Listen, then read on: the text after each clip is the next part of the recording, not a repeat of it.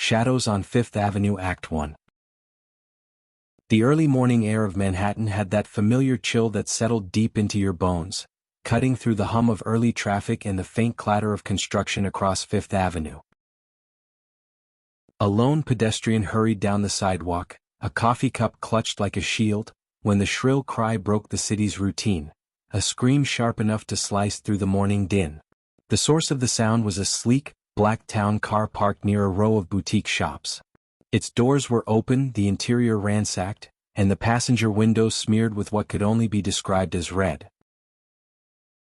Detectives arrived in quick succession, sirens muted in the distance as the precinct responded to the 911 call. Detective Carl Hanley crouched near the passenger side of the car, snapping photos and speaking into his recorder with a practiced calm. Victim appears to be mid-50s, male. Cause of death. Preliminary glance indicates blunt force trauma. No weapon recovered on scene. Suspect unknown. He looked up as uniformed officers cordoned the area, forming a perimeter against curious onlookers and photographers from the local news stations. Across the street, neighbors craned their necks, whispering theories. One woman muttered, "He was always arguing with someone. Heard him yelling at that delivery guy last week." Another man shook his head. "Man, that's the fifth murder this month in Midtown." It was Detective Hanley's partner, a young officer named Rebecca Lynn, who first noticed something peculiar. A footprint in the wet cement of a nearby building's newly poured sidewalk caught her eye, distinctively large, mid-tread worn, something military-like.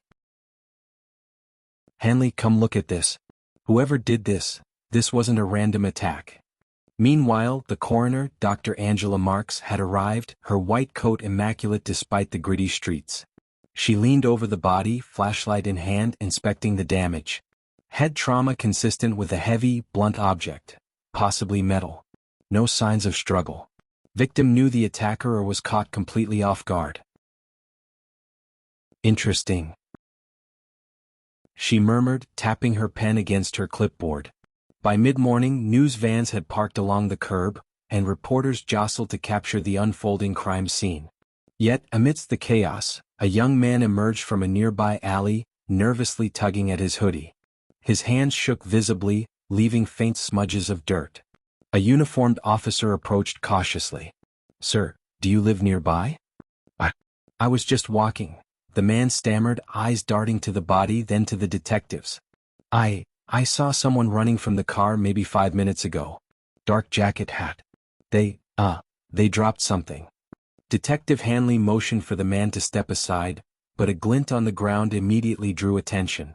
A small, gold-plated pocket watch lay in the gutter, its chain tangled in the puddle water. The man hesitated, then said, I think it's his. Or it was. I don't know. I didn't touch it." The watch became evidence number one. Handlers from the precinct carefully bagged it, marking it for fingerprint analysis. Detective Hanley's eyes narrowed. "This watch, it's engraved. And that means someone knew the victim well enough to own something of his." He scribbled notes in the margin of his notebook. By noon, the preliminary canvassing of witnesses produced another lead. A cab driver had seen a figure matching the young man's description, a tall individual, mid-20s, dark jacket, darting into an alley just minutes after the scream. Unfortunately, the driver hadn't gotten a license plate. In a small apartment a few blocks away, the suspect was arrested. His name was Ethan Vickers, 26, a freelance graphic designer who lived alone. The police claimed they found him near the scene, matching the cab driver's description. Ethan protested vehemently, shaking his head. "I didn't do anything. I was just walking to grab breakfast, I swear." Ethan's protestations fell on deaf ears. Detective Hanley, now overseeing the arrest, had his doubts.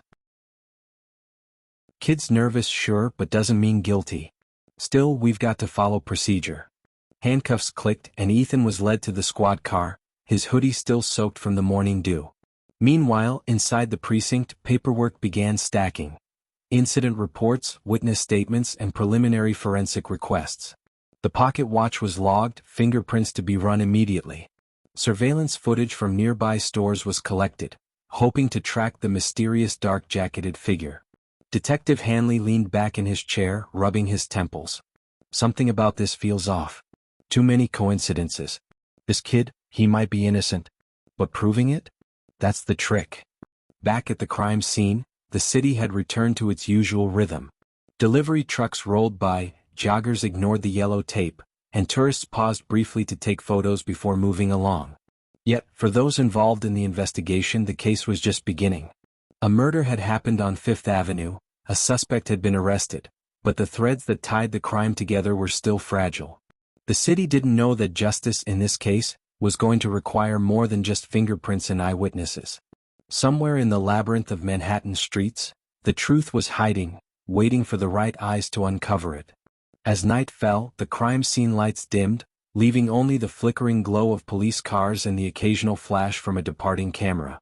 The pocket watch rested in an evidence bag, gold against the sterile white plastic, an innocent-looking object carrying the weight of a life ended too soon. And in a quiet precinct interview room, Ethan Vickers sat alone, staring at his hands. "I didn't do it," he whispered, his voice almost swallowed by the hum of the fluorescent lights. Outside, the city moved on, unaware that tomorrow would bring a new player into this unfolding drama. Someone sharp, witty, and ready to challenge the assumption that guilt was not already proven. The clock on the wall ticked, echoing through the empty room. One small detail, a single fingerprint, a glimmer of metal, a fleeting shadow, was about to unravel everything. The city had seen countless crimes, but this one would be different.